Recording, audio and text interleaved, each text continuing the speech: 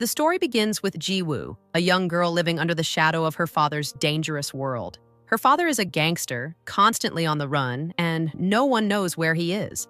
Every morning when she leaves for school, a policeman waits outside her building and asks the same questions. Where is your father? Did he call you? Ji-woo ignores him each time, but he still follows her all the way to school. Her troubles do not end there. The girls in her class mock her openly.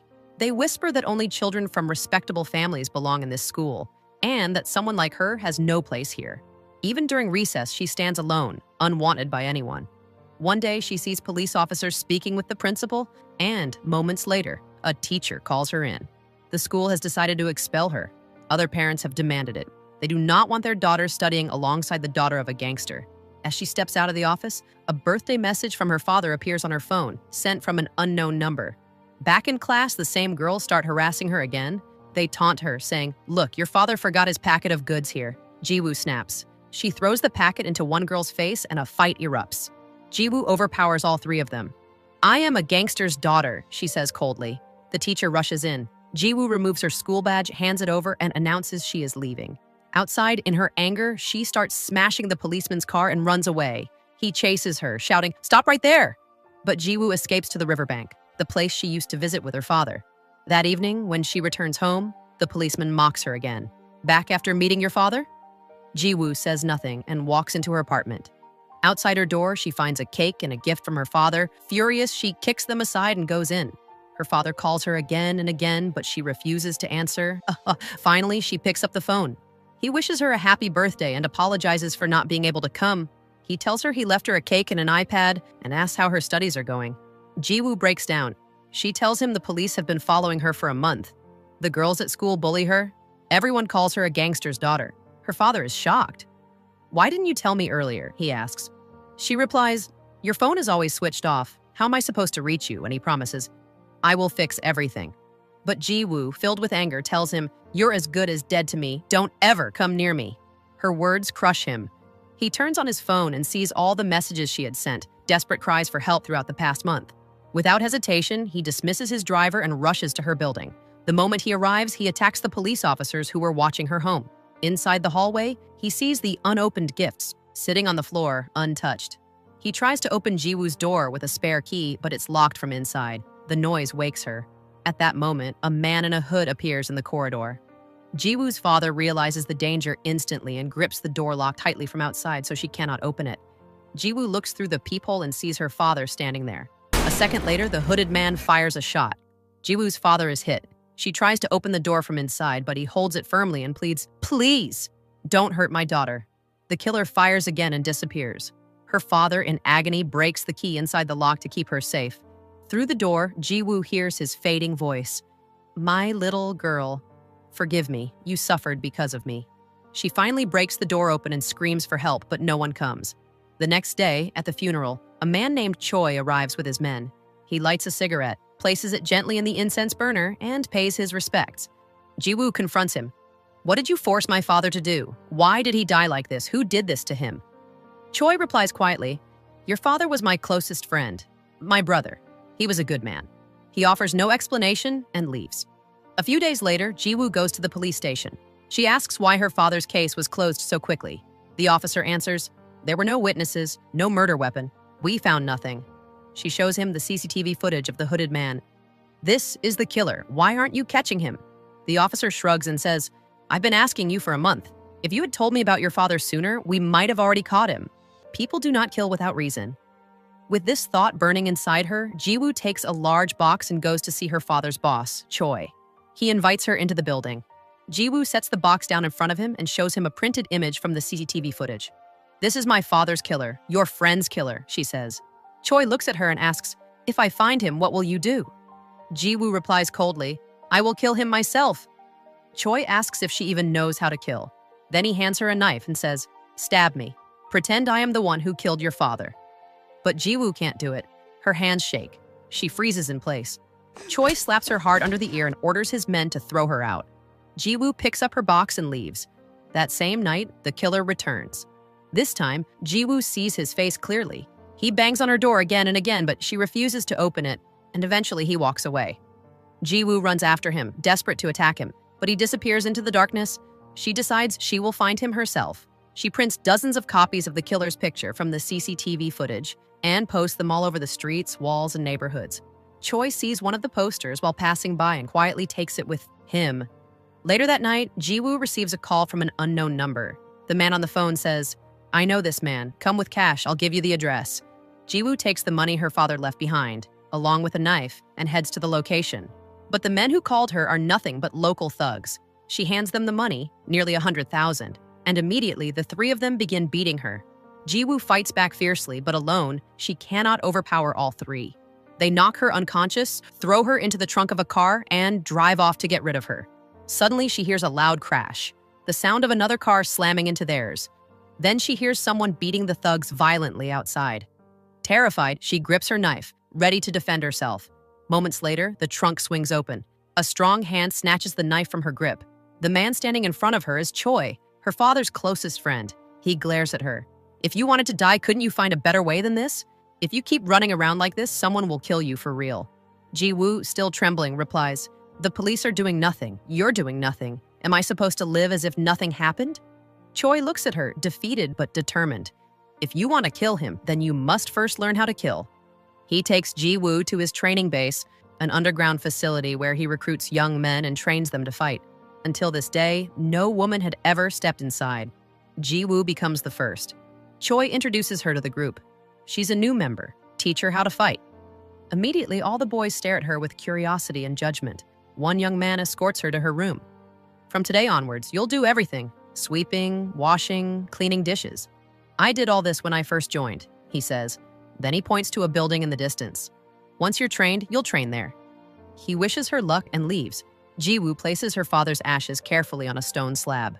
But peace doesn't last. The boys make her do all their chores.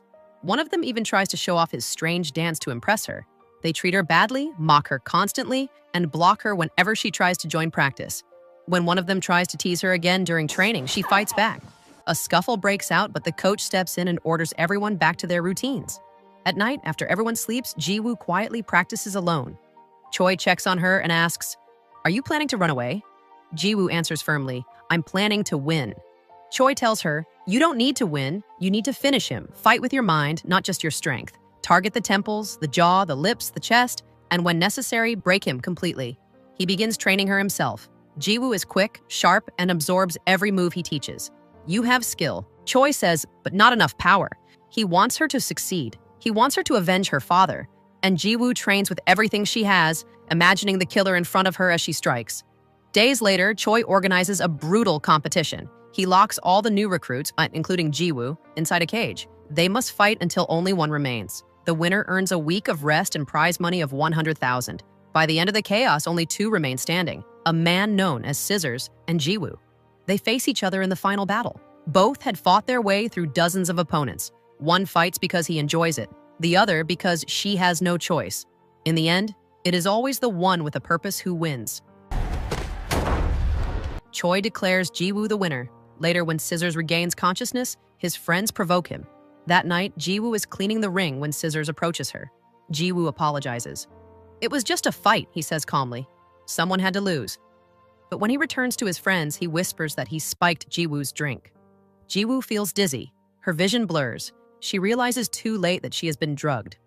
Scissors and his friend drag her away, trying to take advantage of her while she is barely conscious. Ji-woo struggles, pushing one of them away. In the chaos, the container holding her father's ashes breaks, scattering them across the floor. Even in her weakened state, she keeps fighting. Enraged, Scissors grabs a hammer and raises it to strike her. At that moment, Choi bursts in. He stops the attack instantly and takes Ji-woo away to safety. Choi raises his hand towards Scissors and asks calmly, "Tell me, which part of your body should belong to me now? Your face? Your hands? Your legs?" Terrified, Scissors apologizes and says, "I'm your best man, Choi. Please, I'm loyal." Choi answers, "That's the only reason I'm not killing you. You're my man, and I brought her here myself. You should never have touched her." Then he lifts a knife and drags it across Ji-woo's face, leaving a deep cut, a mark meant to remind her forever of her mistake.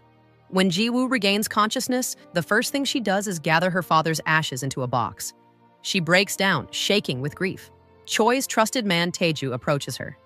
"If you want to cry, you should leave this place." "Wow," he says. "I knew your father well. He wasn't born for this criminal life. and neither are you. Later, Choi calls Jiwoo to meet him at a restaurant. He tells her, understand one thing. Last night you died. Today, you are reborn. He places a revolver on the table. With this gun, your father was murdered. The killer threw it away and ran.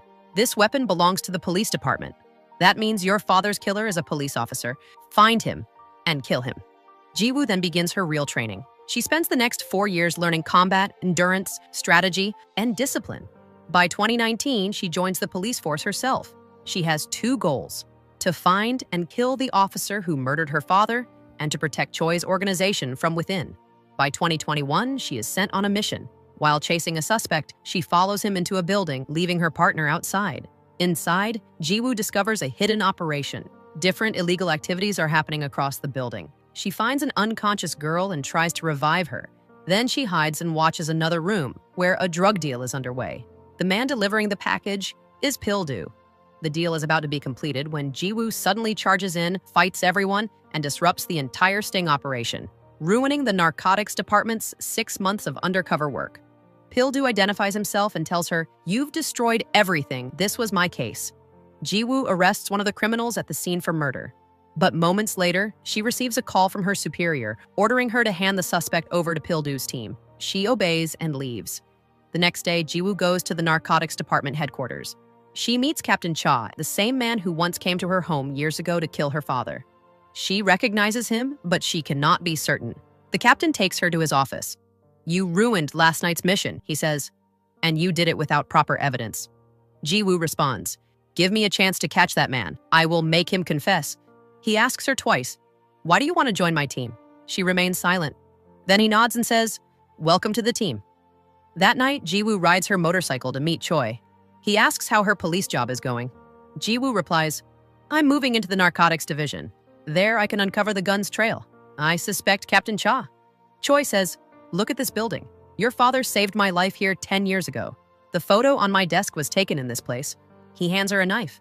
"Find the one who killed my friend and end him." Back at the station, officers interrogate the suspect Jiwoo arrested. He reveals that a new supply of drugs has entered the market, controlled by someone named Mangu. Pildu calls an informant and tells him to locate Mangu.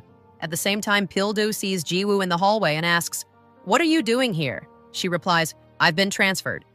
The captain arrives and shows her to her desk. Then he tells Pildu, "From now on, she works with you." Pildu clearly dislikes the idea, but he cannot refuse the captain's orders. He updates the captain about Mangu. The captain says, "Take." Jiwoo's new teammates are unhappy. They want her gone after she ruined their operation.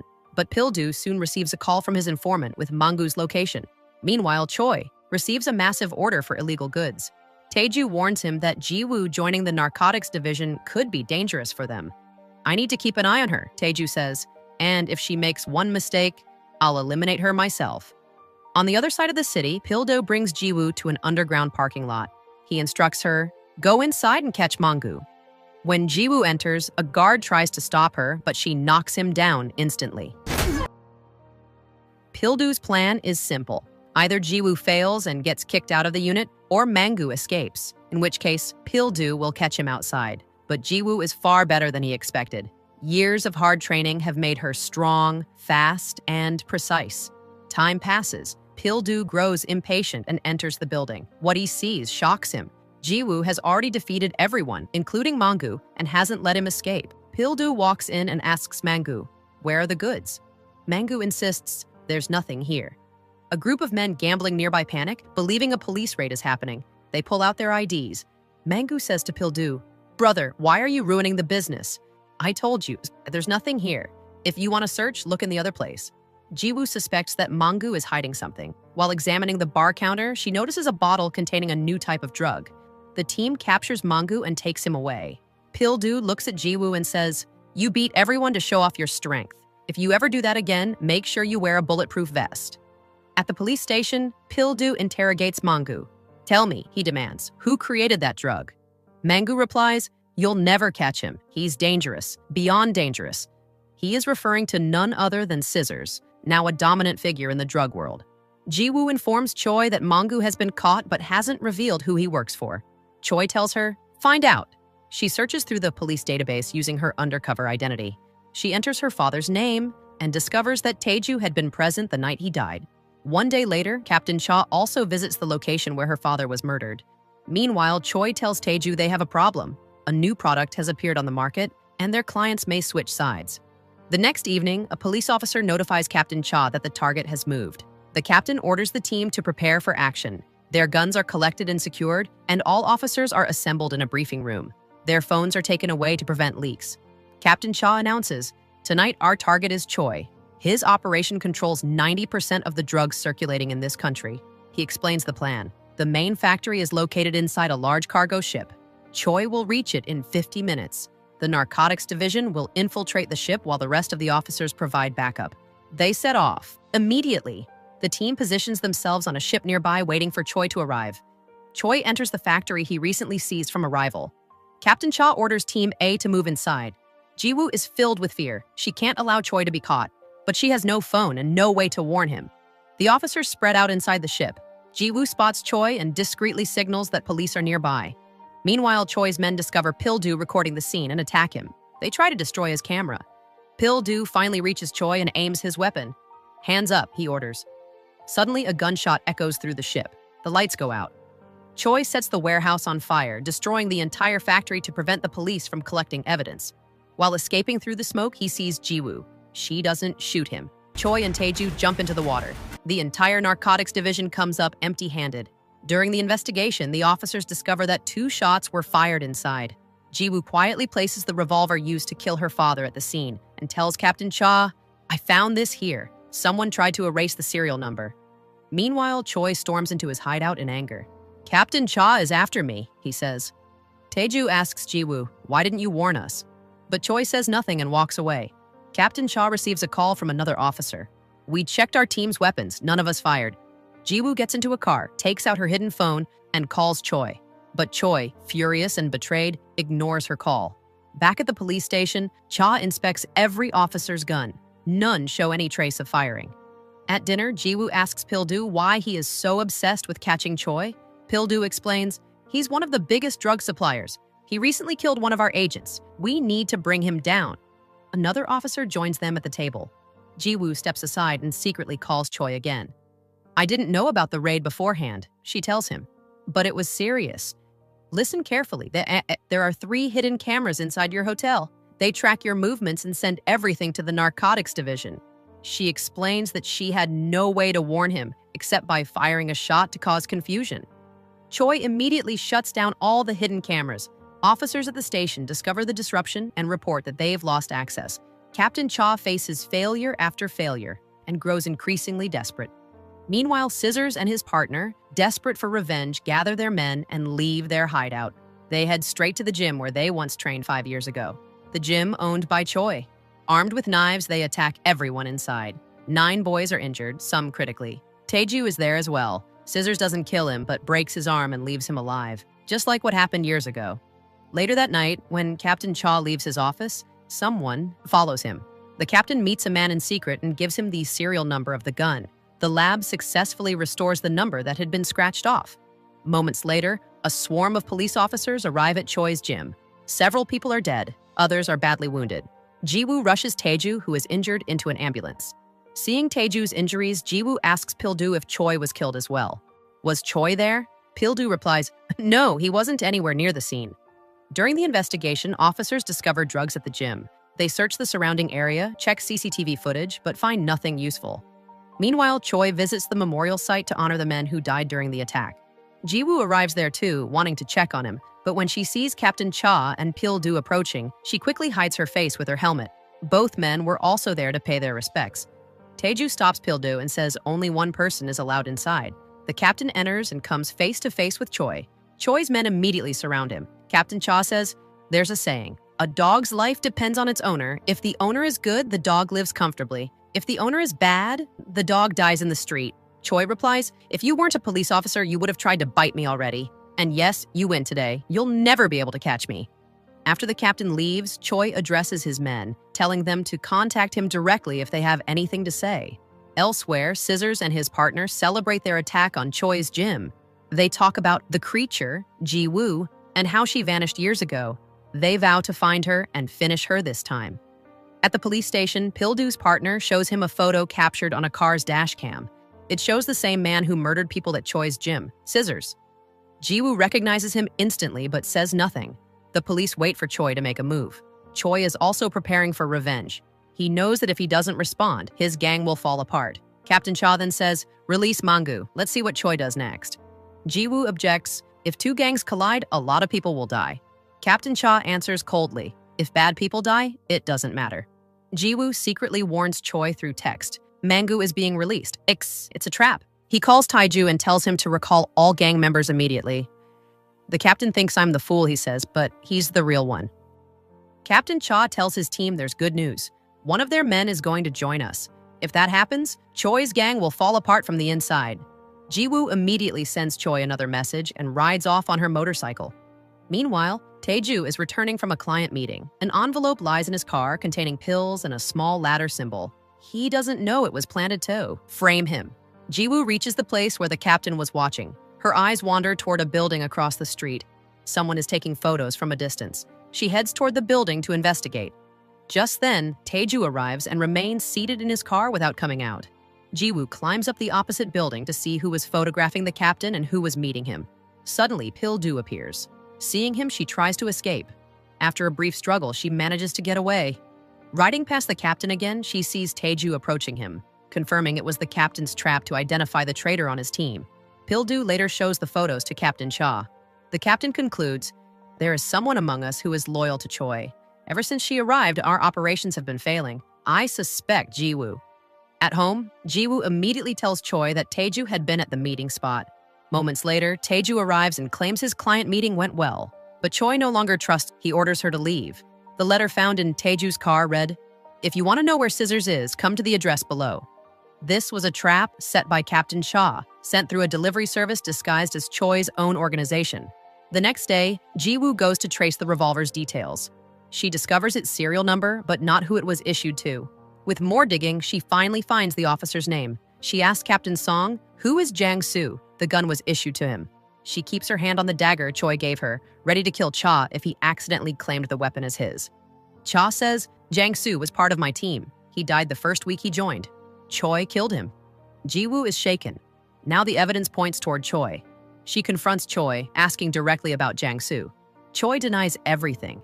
"The captain is a liar," he says. "Never believe him." Back at the station, Pil-do invites her to dinner. She refuses, saying she has work. He secretly follows her. She goes from place to place, questioning people about Scissors and Mangu. Then she enters the basement of a building. Pil-do quietly slips into her car and sits in the driver's seat. He looks at her and asks, Pil-do asks, "What are you doing here?" Jiwoo answers, "I'm trying to find information about Mangu and Scissors." Just then, they spot Mangu nearby. Pil-do says, "I'm coming with you." They begin following Mangu's car. Meanwhile, Choi heads toward his favorite restaurant for dinner. Mangu drives into the direction of an abandoned factory. Jiwoo and Pil-do park behind it, climb over the wall, and enter quietly. The place was once a car manufacturing plant. They hide and watch from a distance. Scissors arrives moments later. He meets Mangu inside the factory and hands him a new supply of drugs. Mangu takes the package and leaves. At the same time, Choi grows suspicious inside the restaurant. He senses danger and sends the owner outside to buy cigarettes, using it as a way to protect him. The moment the owner leaves, Choi attacks the men waiting to kill him. Back in the factory, Scissors realizes Jiwoo and Pil-do are watching him. He sends his men to eliminate them. Jiwoo and Pil-do fight bravely, taking down several attackers. Meanwhile, Choi continues fighting the assassins at the restaurant. During the struggle, one of the men manages to stab him. Inside the factory, Scissors' men overpower Jiwoo and Pil-do. They are captured and dragged in front of Scissors. He smiles when he sees Jiwoo. Their rivalry had been festering for years. "It's been a long time," he tells her. "Good to see you again," he says to Jiwoo, his voice cold with old hatred. He orders his men to throw both Jiwoo and Pil-do into a car. Their hands are tied as the men switch on a hydraulic press to crush the vehicle. Jiwoo and Pil-do struggle desperately to free themselves, but nothing works. He stabs him, then immediately calls one of his men and asks, "Is Choi dead yet?" But Choi himself picks up the phone and answers, "All your men are dead." Scissors sends him a photo of Jiwoo and warns, "Come quickly and save her, otherwise you'll only find her corpse." As the press descends and the metal begins to groan, Choi suddenly crashes his car into the factory's electrical panel. Sparks explode. The power cuts out. The press stops. Jiwoo climbs out of the car just as police sirens echo in the distance. Choi escapes into the night. The police rescue Ji-woo and Pil-do. Ji-woo collapses. Her leg had been stabbed, and she loses consciousness from blood loss. Tae-ju meets Choi later and asks, "Why didn't you take me with you?" Choi grabs him by the throat. "Can I trust you?" Tae-ju cannot answer. At the hospital, Captain Cha is furious at Pil-do for acting without orders. Pil-do continues questioning Ji-woo about scissors. Meanwhile, Tae-ju captures Mangu, hangs him upside down, and interrogates him about scissors. Mangu claims he doesn't know the location. The police were interrogating others as well, beating them, demanding answers, but no one knew where Scissors was hiding. Tae-ju returns to Choi and says, "I'm sorry, boss, I couldn't find them." Choi responds, "Let it go. I'll get you a proper meal." Ji-woo, still recovering, suffers nightmares in the hospital. Pil-do wakes her gently. "I don't know who you're trying to catch," he says, "but whoever it is, I'll help you." He brings her clean clothes and takes her to lunch with his team. While they eat, Tae-ju secretly photographs her and sends the picture to Choi. Choi gives Ji-woo's passport to his lawyer. "She's my friend's daughter," he says. "Book her a flight. Arrange her accommodation. She needs to leave the country." He calls Ji-woo and informs her the arrangements are done, but Ji-woo refuses. If Scissors is caught, Choi warns, he'll expose everything. Ji-woo answers, "I'll handle him myself." At the station, Captain Cha demands Ji-woo's last 3 months of call records. When she returns to duty, a colleague tells her to get a gun issued. Captain Cha wants her armed until the case is closed. Just then, the same inspector who once monitored Ji-woo's childhood home appears. "It's been years," he says warmly. The captain asks how he knows her. "She was with me in the anti-violence division," the inspector lies. Outside, Ji-woo confronts him. "Why did you lie?" He whispers. "I'll give you a tip. Captain Cha reopened your father's case. He arrested your father, but he's not the one who killed him." That night, the inspector goes to meet Choi. "What game are you playing with that girl?" he asks. Choi replies, "It was her choice." The inspector demands money to keep quiet. Choi eliminates him. In this world, small threats must be silenced. Ji-woo then goes to Mangu's hideout and finds him. She threatens to tell Choi he was working with Scissors during the gym attack. Mangu begs, "Please don't." She demands information. Then she calls Choi and says, preparing to leave the country. Meanwhile, Scissors calls Captain Cha. "If you want to catch Choi, I'll help you, but in return, you must let me disappear afterward." Choi tells Tae-ju about this arrangement. Tae-ju panics. "If he tells them anything, we're finished." Choi answers, "I trust him." He tells Tae-ju, "Stay here. If something happens to me, someone has to take over." Scissors heads to the meeting location with his men. The police are already hiding nearby. After a while, Choi arrives with his own men. Scissors becomes nervous and makes repeated calls to Captain Cha, who doesn't answer. Choi steps out of his car. "Won't you welcome us?" he says coldly. Scissors exits his car with his men and a violent clash erupts between both sides. The police deliberately hold back. They want the chaos contained, but not stopped. Even death seemed preferable to what lay ahead. Scissors and Choi clashed violently. In the chaos, Scissors broke away and ran. Choi immediately chased after him. At the same time, Captain Cha ordered his entire team to move in and arrest everyone. Ji-woo arrived at the scene just as the chase led onto a massive industrial machine. She saw Choi climbing up after Scissors. Choi caught Scissors at the top, and the two began fighting brutally. Ji-woo ran toward the machine just as a policeman spotted her. Scissors stabbed Choi repeatedly with his knife. Choi was moments away from being finished when Ji-woo arrived and pointed her gun at Scissors. She shouted at Choi, "Run!" Scissors looked straight at Ji-woo. "If you really have the guts, shoot," he mocked. "Taking a life isn't easy." Choi managed to escape, climbing down and fleeing in his car. Captain Cha watched him go, helpless. Scissors raised his hands and shouted, "I surrender! I'll tell you everything." A policeman behind Ji-woo tried to stop her. "Don't shoot!" he yelled. But Ji-woo fired. The officer rushed forward, grabbed her gun, and took it from her hand. When Choi escaped the battleground, Tae-ju picked him up and drove him through a tunnel. He gave Choi a new phone and told him to take care of himself before disappearing into the night. Ji-woo, shaken, realized she had taken a life for the first time. Pil-do was equally distressed. He didn't know what consequences awaited her now. Choi reached a temple and collapsed. The monks treated his wounds. Pil-do, worried about Ji-woo, went to her home. She told him softly, "Don't worry, I'm feeling better." He asked, "Did you kill Scissors?" She whispered, "He tried to drug me and hurt me." Eventually, she fell asleep mid-conversation. Pil-do left quietly. Choi regained consciousness. The monk caring for him said, "I never expected to see you again. Rest now." Captain Cha ordered a thorough search of every hospital. Choi had to be receiving treatment somewhere. Just then, Ji-woo's doorbell rang. She stepped outside and found a packet lying there. Inside was a photograph of her father in a police uniform. Before she could react, her phone rang. Choi was calling. He gave her an address and told her to come immediately. Ji-woo went to the temple and confronted Choi. "My father was a policeman?" Choi nodded. "Yes, he was an officer, but he worked with us. He saved my life." He brought her inside and told her everything. Memories of her father, moments they shared, debts he owed him. Ji-woo asked, "Why didn't you tell me sooner?" Choi answered, "I wanted you to discover it yourself." Meanwhile, Pil-do tracked Choi and arrived at the temple, showing Choi's picture to the monk. The monk denied knowing him. Pil-do then went straight to Captain Cha. The captain was half drunk, drowning in disappointment. Not capturing Choi felt like a personal failure. "We'll catch him," Pil-do reassured him. At that same moment, Tae-ju received a call from Choi. Choi ordered him to kill Captain Cha. He believed Ji-woo wouldn't be able to do it. Tae-ju went to Cha's building and disabled the CCTV cameras. Pil-do, unaware, escorted the drunken captain upstairs and offered to stay with him for the night. "No," Cha said. "Go home, I'm fine." Pil-do left. Ji-woo arrived at the building moments later, rushing inside. But before she reached the captain, Tae-ju stabbed him repeatedly and escaped. Ji-woo found blood on the door handle and entered cautiously. Captain Cha, in pain and panicked, fired his gun at her. The bullet grazed her hand. Pil-do heard the gunshot and stopped. Ji-woo hadn't come to kill Cha. She wanted answers.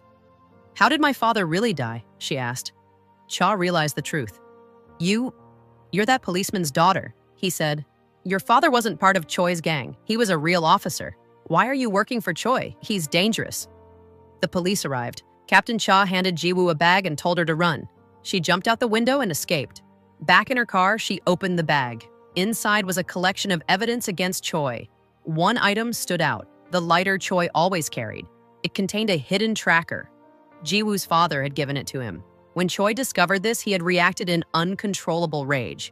The bag also contained letters Ji-woo's father had written to Captain Cha, letters explaining that he was going to meet his daughter the night he died. Tae-ju had called Choi while driving that night.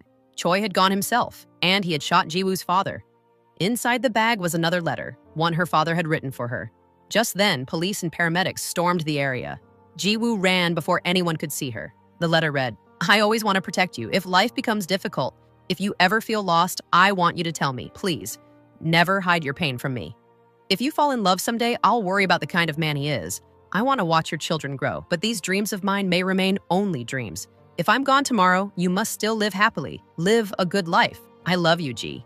Ji-woo breaks down. She remembers Choi telling her, "Why is revenge so important?"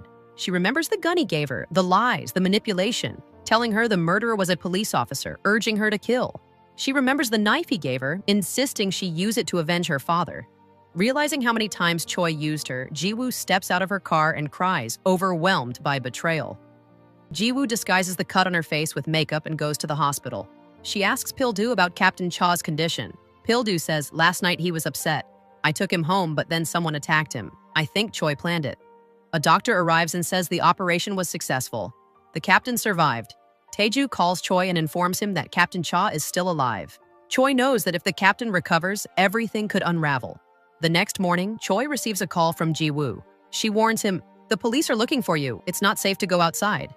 But Choi ignores the warning and prepares to leave. As Ji-woo steps out of her home, 3 men ambush her, drag her into a bathroom, and attempt to kill her. But she fights fiercely, killing all 3.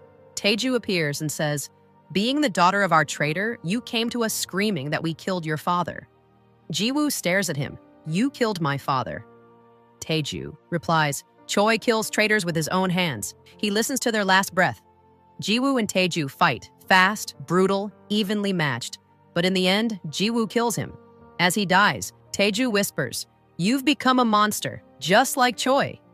At the police station, an officer reports Choi's whereabouts. But before anyone can move, Choi himself walks into the station and surrenders. Pil-do immediately calls Ji-woo and tells her to come to the station. Pil-do asks Choi directly, "Did you commit these murders?" Choi replies calmly, "There are 2 kinds of people in this world, killers and the killed. Either kill or be killed." Pil-do answers, "You think you're the killer. You're wrong." Choi smirks. "So now you'll teach me right and wrong?" Soon after, Choi's lawyer arrives, and Ji-woo walks in behind him. She approaches Choi. "Why did you surrender?" Choi answers, "I want to prove my innocence." Ji-woo says, "You didn't kill Scissors. You didn't kill Captain Cha. I saw Scissors stab his own man. We also have a knife with your fingerprints on it. Your game is over. Then she leaves the room. Moments later, an officer from another department arrives and hands Pildu the call records Captain Cha had requested. Jiwoo goes to the evidence room and asks for everything related to Scissor's murder. She retrieves a knife belonging to Choi. The officer tells her, "Return it by 6. Outside, Jiwoo calls Choi and says, "I've removed all the evidence." At the same time, Pildu is reviewing her call records. He sees that she has called Choi repeatedly. Then his partner shows him CCTV footage from the captain's backyard, the night of the stabbing. They realize Jiwoo was involved. They rush out of the station to stop her. An announcement is made. Jiwoo must not be allowed to leave the building. Jiwoo, aware of the danger, jumps on her motorcycle and rides past the station at full speed. Choi and his lawyer walk out. The lawyer says, "There's no point in holding my client. You have no evidence." Jiwoo's betrayal enrages the entire police team. Some officers are convinced she killed the captain. Pildu is devastated. He believed in her. Driving away, the lawyer asks Choi, "Why did you surrender? You didn't care if you were caught." Choi replies, "I needed to test Jiwoo. I couldn't kill her outright." The lawyer says, "He wasn't afraid to risk everything. Why would he be loyal to you?" Choi smiles, "Because I'm Choi. Manipulation is what I do." On the road, Jiwoo stops her bike and throws Choi's fingerprinted knife into the sea. Meanwhile, Choi learns of Taeju's death and goes to the gym to see his body. He was killed with the same knife Choi once gave to Jiwoo. Choi realizes the truth. She couldn't kill him at the police station, so she killed Taeju instead. A man behind him says, "Let's go catch her." Choi replies, "Wait, she will come to me herself. I am her purpose." Choi returns home and burns the photograph of the house he once dreamed of giving to Jiwoo. While Pildu investigates Captain Cha's house, his partner calls. "Jiwoo isn't even in the system," he says. "Choi protected her identity." They go to Jiwoo's home. It has been destroyed, vandalized from top to bottom. Then, as she heads to Choi's house, Jiwoo rides toward Choi's house, but on the way she crosses paths with Pildu. The moment she sees him, she runs. Pildu chases her immediately. Jiwoo speeds across an open field on her motorcycle. Pildu abandons his bike and runs after her on foot. Jiwoo stumbles and falls. Pildu catches up, aims his gun at her, and handcuffs her. "Enough," he says. "Stop testing me." He arrests her and takes her to the police station. The officers there, already angry and suspicious, look at her with hostility. Choi asks his lawyer how to get her released. The lawyer explains, "She was caught on CCTV stealing evidence. Getting her out won't be easy." Inside the station, Pildu confronts her. "Why did you attack the captain?" Jiwoo asks quietly. "If I say I didn't, will you believe me?" Pildu stares at her. "Trust me today," he says. She lowers her eyes. "You can't. The only person who could prove my innocence is the captain." If you're still watching this video, it means you're enjoying the story. Please make sure you're subscribed to the channel and that you've liked the video. And share the emoji that matches your emotion in the comments. Now let's come back to the main story. Jiwoo sits in jail waiting for Choi. He orders his lawyer to find a way to get her out. The lawyer visits her and points out her injuries, demanding medical treatment. Pildu refuses. "I won't let you play tricks now." The lawyer replies, "The media will love hearing that Choi had an informant inside the narcotics unit." Fearing the scandal, Pildu personally escorts Jiwoo to the hospital. Choi is alerted that she has been moved. He sends men to retrieve her. At the hospital, Jiwoo is treated. A doctor stitches the wound on her arm, the same injury Captain Cha had caused when he shot her. The nurse assisting the doctor is a familiar face, the same woman Jiwoo once found unconscious in a building during a drug operation. The nurse recognizes Jiwoo too. When Pildu goes to visit the captain, Cha finally tells the truth. "It wasn't Jiwoo who attacked me, it was Choi. He killed her father 5 years ago. Her father was an undercover agent." Meanwhile, Jiwoo manages to unlock her handcuffs. The nurse sees her, but instead of alerting anyone, she quietly hands Jiwoo her car keys and whispers, "Leave through the other door." Jiwoo tries to slip out, but police officers enter. A fight breaks out. She knocks them all unconscious and escapes. Disguised in a doctor's uniform, she reaches the parking lot. Pildu and several officers appear, but before they can intercept her, Choi's hitmen arrive to grab her. Jiwoo and Pildu fight them off, steal a car, and speed away. The hitmen give chase, but eventually Jiwoo and Pildu lose them and escape. They call Choi to confirm they survived. Night falls. Pildu pulls over near a house by the beach. He removes Jiwoo's handcuffs and leads her inside, his friend's private place. Jiwoo's arm is bleeding. Pildu bandages it carefully. "You don't have to fight alone," he tells her. "I'll always be with you." Their feelings grow deeper. Together, they find comfort in each other's presence.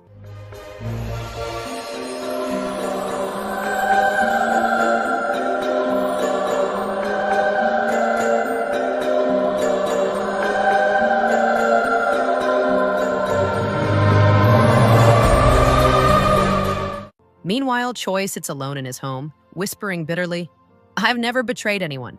Why does everyone betray me?" His lawyer arrives urgently to warn him. "The captain is awake. He's coming with a warrant. You have to run." Choi raises his gun. "Since the day I saved him on that road, his life became mine. Either I die or he dies." Terrified, the lawyer flees. The next morning, Jiwoo and Pil-do drive toward the station. Pil-do smiles at her. "After this case, you'll be known everywhere." "I'm ready," Jiwoo says softly. Suddenly, Choi appears. He fires. Pil-do is hit. Choi disappears. Jiwoo watches Pil-do collapse. Her entire world crumbles. The only person she trusted after her father was gone.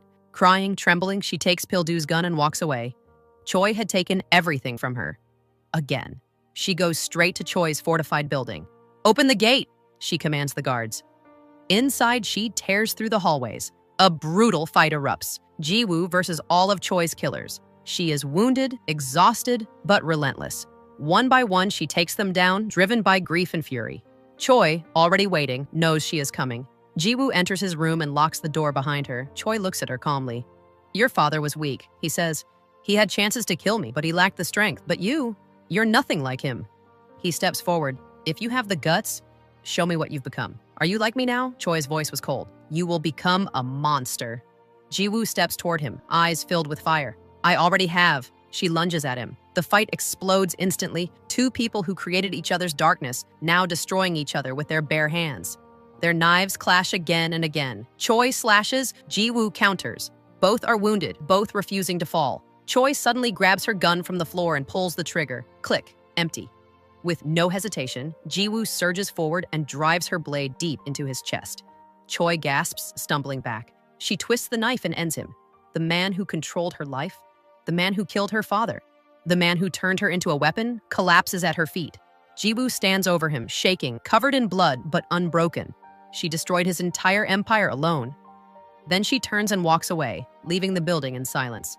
Jiwoo had endured a lifetime of pain. She was ostracized because of her father's reputation. Then she lost him. She endured misery during her years of combat training. She learned to survive in a world where she had no one. She finally found someone she loved, Pil-do, only to lose him too. Piece by piece, every part of her humanity had been carved away.